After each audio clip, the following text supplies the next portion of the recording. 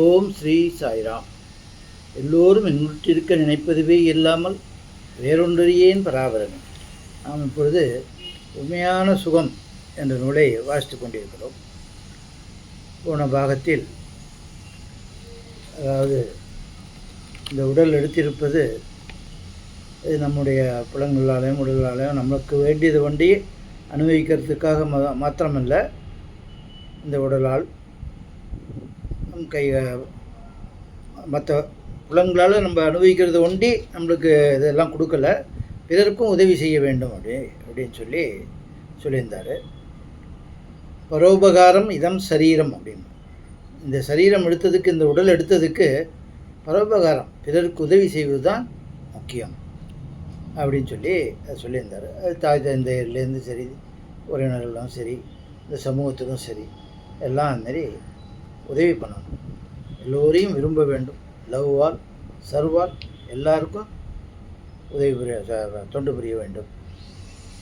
அது மாதிரி இந்த உடல் எடுத்ததுக்கு பிரயோஜனம் அதுதான் அப்படின்னு சொன்னாங்க. அதுக்கு மேலே பார்ப்போம்.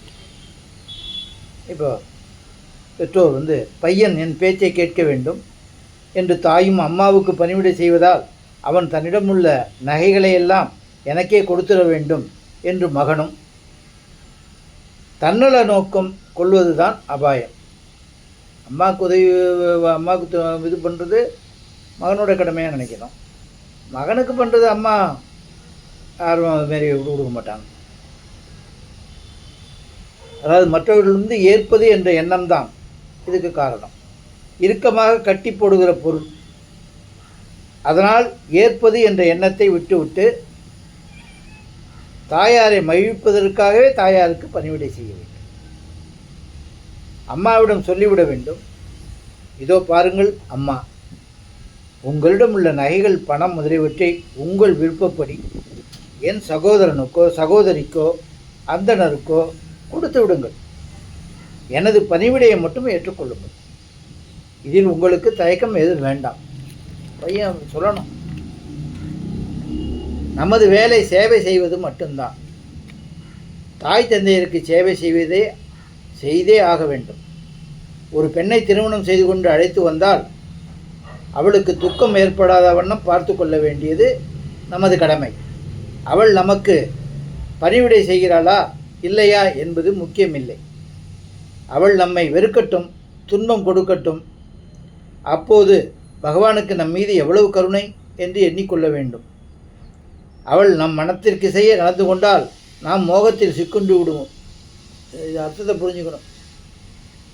பகவான் தான் தாய் தந்தை ஆண் பெண் முதலிய உருவங்களில் என்னிடமிருந்து சேவையை பெற்றுக்கொள்கிறார் என்ற எண்ணம் உண்டாகிவிட்டால் சுகத்தின்பால் உள்ள பற்றுதல் விட்டு போகும்.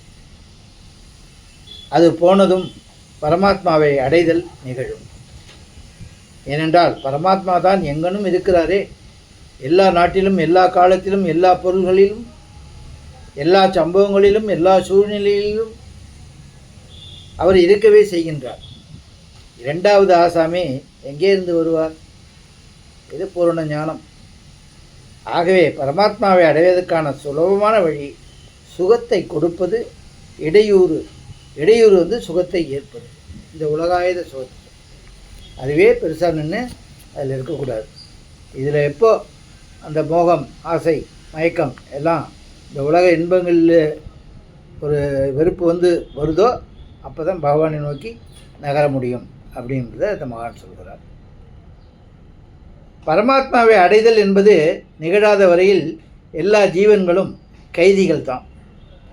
நாம் மிகவும் கீழ்நிலையில் இருக்கிறோம் என்று நீங்கள் எண்ண வேண்டாம். நாம் எல்லோருமே பரமாத்மாவின் குழந்தைகள். நீங்கள் விருப்பமின்றி பிறருக்கு அடிமைப்பட்டு சிறைகுடத்துக்கு வர நேர்ந்துள்ளதைப் போலவே நாம் ஒருவர் பாக்கி இல்லாமல் அனைவரும் அடிமைப்பட்டுத்தான் உலகத்துக்கு வந்திருக்கிறோம். இங்கு அவரவரால் செய்யப்பட்ட வினைகளின் பயனை அனுபவிக்கிறோம். கர்மங்களின் வசப்பட்டு அவற்றின் பலனை அனுபவிக்கும் வரையில் நாம் கைதிகள் தான். அதாவது நாக்பூரில் ஒரு சிறையில் இந்த மகான் சொற்பொழிவு நடத்துகிறார். அந்த சிறை கைதிகளை பார்த்து சொல்கிறார், இந்த சிறை கைதிகள் மாதிரி தான் நம்மளும் அப்படிங்கிறத நம்மளை அறிவுறுத்துகிறார். அதாவது இந்த உலகத்திலே இந்த சுகத்தையே அனுபவிச்சுட்டு இப்படியே இருந்துட்டோம்னாக்கா அதை அனுபவிக்கும் வரையில் நம்ம கைதிகள் தான். நம்மளுக்கு எப்போ விடுதலை வரும்? இந்த உலக இன்பங்கள்லேருந்து நம்ம மனசு புத்தி எல்லாம் செலுத்தி வெளியே வந்து பகவான் மீது செலுத்தும்போது நாம் விடுதலை அடைகிறோம் அப்படிங்கிறத சொல்கிறார். மனித பிறவி மட்டுமே இப்படியானது. மனிதனாக பிறந்த ஜீவன் தான் பரமாத்மா தத்துவத்தை அடைய முடியும், எப்போதும் சுதந்திரமாய் இருக்க வேண்டும், அடிமைத்தனம் முற்றிலும் நீங்க வேண்டும். இதற்காகத்தான் மனித உடல் கிடைத்திருக்கிறது. இதில் சுகம் துக்கம் ஆகிய இருவகை அனுபவங்கள் ஏற்படுகின்றன. சுகத்தை அனுபவிக்கும் போது நான் சுதந்திரமானவன் என்று அவன் எண்ணுகிறான். துன்பப்படும் போது நான் ஒரு அடிமை என்று எண்ணுகிறான். ஆனால் இது தவறான கருத்து. சுகத்தை அனுபவிக்கையில் சுதந்திரமாக இருப்பது உண்மையானால் நாம் சுகத்தை மட்டுமே அனுபவிக்க வேண்டும், துக்கத்தை அனுபவிக்க கூடாது. ஆனால் இது நம் கையில் உள்ள விஷயம் அன்று. சுகம் துக்கம் ஆகிய இரண்டையும் நாம் அனுபவிக்க வேண்டியிருக்கிறது. இது நம்ம அனுபவம். ஒரே துக்கமே எல்லாருக்கும் வந்துடாது, ஒரே சுகமே வந்துடாது, மாறி மாறி தான் வரும். துன்பத்தை அனுபவிப்பதில் ஒரு வினோதமான விஷயம் இருக்கிறது. சுகத்தை அனுபவிக்கும் போது நமது புண்ணியம் அழிந்து போகிறது. இது ஒரு கணக்கு இருக்குது. துன்பத்தை அனுபவிப்பதில் ஒரு வினோதமான விஷயம் இருக்குது. சுகத்தை அனுபவிக்கும் போது நமது புண்ணியம் அழிந்து போகிறது. துன்பத்தை அனுபவிக்கும் போது பாவத்தின் அழிவு ஏற்படுகிறது. நீங்கள் உங்களது பாவம் அழிய வேண்டும் என்பதற்காகவே இங்கே வந்திருக்கிறீர்கள். ஏதோ ஒரு வகையான பாவம் இருப்பதாலே தான் மனிதன் கைது செய்யப்படுகிறான். சிறை கைதியாக இருக்க வேண்டும் என்று தீர்ப்பளிக்கப்பட்ட காலம் வரை கைதியாக இருந்த பின் அவனது பாவம் அழிந்து போகிறது. அவன் புனிதனாகிறான். அந்த இது முடிஞ்ச உடனே இங்கே இருந்து நல்லா தெரிஞ்சினான்னா அவனும் புனிதனாகிறான். அதனால் உங்களுக்கும் எங்களுக்கும் எல்லோருக்கும் துன்பத்திலிருந்து விடுதலை பெறுவதற்காக பாவம், அநியாயம், கெட்ட நடத்தை, அறத்துக்கு புறம்பான தர்மத்துக்கு புறம்பான செயல் ஆகியன செய்யாதிருத்தல் அவசியம். இந்த கருத்து உங்களுக்கு செயல் வடிவில் பாடமாக இங்கு கிடைக்கிறது என்று அந்த சிறை கைதிகளை பார்த்து கூறுகிறார். அதை ஒப்பிட்டு நம்மளும் இங்கே வந்து ஒரு சிறை கைதி மாதிரி தான் வந்திருக்கோம். இங்கே வந்து வேடிக்கை பார்த்துட்டு இந்த சுகத்திலேயே அனுபவிச்சுட்டு இருந்தோம்னாக்கா விடுதலை கிடைக்காது. அதனால் இதை விட்டுட்டு இந்த காலம் முடிஞ்சிடும், இத்தனை வருஷம் தண்டனை அப்படின்னு சொல்லிடுறாங்க இல்லையா, அதேமாரி நம்மளுக்கு இது. அப்போ இங்கே வந்து நம்ம வந்து அனுபவிக்கும் போது பாவத்தோட கணக்கு கழியுது. நம்ம சுகத்தை அனுபவிக்கும் போது புண்ணியம் கழியுது. இந்த பக்கம் துன்பப்படும் போது, துக்கப்படும் போது, சுகம் இல்லாமல் அசுகம் படும் பொழுது நம்மளுக்கு பாவம் கழிகிறது என்பதை சொல்கிறார். இந்த சிறைச்சாலை ஒரு கல்விச்சாலை. பின்னாலே இப்படிப்பட்ட பாவத்தை செய்யக்கூடாது என்ற கல்வி இங்கே கிடைக்கிறது. வாழ்க்கையில் நோய் நொடியினால், நஷ்டத்தால், அவமானத்தால், அவதூறு ஏற்படுவதால் உண்டாகிற துக்கம் நமக்கு ஒரு படிப்பினை ஊட்டுவதற்காகவே உண்டாகிறது. பாரு நிகழ்ச்சிகள்லாம் நடக்கிறது, அதுலேருந்து நம்மளுக்கு ஒரு லெசன் கிடைக்கிறதுக்காக தான் நடக்குது. அதாவது நாம் எப்போதோ பாவம் செய்திருக்கிறோம், அதன் பயன்தான் இந்த துக்கம். அதனால் இனிமேல் எந்த பாவமும் செய்ய மாட்டோம். இந்த படிப்பினையை கற்றுக்கொள்ள வேண்டும். பழைய பாவங்களின் பலனை அனுபவிப்பதால் அவை அழிந்து போகின்றன. பாவங்கள் அழிந்து போவதால் நாம் தூயவர்களாக, மாசற்றவர்களாக ஆகிவிடுகிறோம். இங்கே மனதிற்கு பிடித்தமான எவை கிடைக்கின்றனவோ, லாபம் கிடைக்கிறதோ, பணம் கிடைக்கிறதோ, இவையெல்லாம் புண்ணியத்தின் விளைவு. நமக்கு பிடிக்காதவைகள், நஷ்டம் ஏற்படுவது, நமக்கு நெருக்கமானவனின் மரணம், நோய் நொடி, இவையெல்லாம் பாவத்தின் விளைவுகள். புண்ணியத்தின் பலனை அனுபவிப்பதற்காக தேவலோகம் செல்கிறார்கள். அங்கே கிடைக்கும் சுகங்களை அனுபவிக்கிறார்கள் புண்ணியம் செஞ்சவங்க. சுகத்தை அனுபவிப்பதால் புண்ணியம் குறைந்து போய்விடுகிறது. அதனால் மறுபடியும் மண்ணுலகத்துக்கு வந்து நேரிடுகிறது. புண்ணியம் செஞ்சாலும் அதுவும் கணக்கு, அதை அனுபவிச்சு தீர்த்தோன்னா மறுபடியும் இங்கே தான் வரணும். இப்போ எந்த காலத்தில் இந்த தத்துவத்தை, இறை தத்துவத்தை புரிஞ்சுன்னு நம்ம யாருன்னு புரிஞ்சுக்கிறோமோ அது வரைக்கும் பிறவிகள் தொடரும்.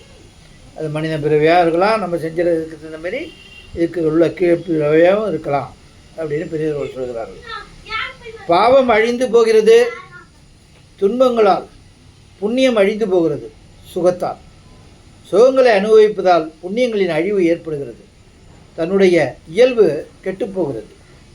அதனால் பாவங்களுக்கான விதை விதைக்கப்படுகிறது. ஆனால் துன்பத்தால் லாபமே ஏற்படுகிறது. கொஞ்சம் கூட நஷ்டம் ஏற்படுவதில்லை. நமக்கு வந்துள்ள துக்கம், கஷ்டம் முதலியன பழைய பாவங்களை அழிக்கின்றன.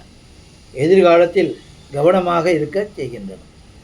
இதிலேருந்து நம்ம அந்த பாடத்தை புரிஞ்சுக்கணும். அதாவது நம்மளுக்கு ஒரு சுகம் கிடைக்குதுன்னா நம்ம போய் ஏதோ பண்ண புண்ணியத்தினால இது கிடைக்கிது, துக்கம் வந்ததுன்னா ஏதோ செஞ்ச பாவத்தினால வருது அப்படிங்கிறத புரிஞ்சுட்டு, அப்போ எப்போ எந்த பிறவி எடுத்தாலும் இதுதான் தொடரும் அப்படிங்கிறதையும் அறிவால் உணர்ந்து நல்லதையே செய்து, அதையும் நல்லதையும் செஞ்சு அந்த புண்ணியத்தை ஒண்டியை கற்றுக்கிட்டு போனாலும் அதையும் பகவானுக்கு அர்ப்பணம் பண்ணாமல் போகும்போது திருப்பி பிறவி அங்கே புண்ணிய இதெல்லாம் அனுபவிச்சுட்டு தேவலோகத்தில் மறுபடியும் இந்த மண்ணுலகத்தில் தான் பிறக்கணும். அதனால் இன்னொரு இது என்னென்ன, எல்லாமே பகவான் செயல். பகவான் என்னை பண்ண வைக்கிறார், நான் பண்ணுறேன், நான் ஒரு இன்ஸ்ட்ருமெண்ட் அப்படின்னு சொல்லி கருதி பண்ணும் பொழுது இந்த புண்ணியமும் பாவமும் நம்மளுக்கு சேராது என்று கீதையில் பகவான் சொல்கிறார். அதை ஒவ்வொருவரும் புரிந்து கொள்ள வேண்டும். புரிந்து அதன்படி நடந்து எல்லோரும் நற்கதி அடைய வேண்டும் என்று இறைவனை வேண்டிக் கொண்டு இந்த பாகத்தை முடிக்கிறேன். பிறகு பார்ப்போம். ஓம் ஜெய் சாய்ராம்.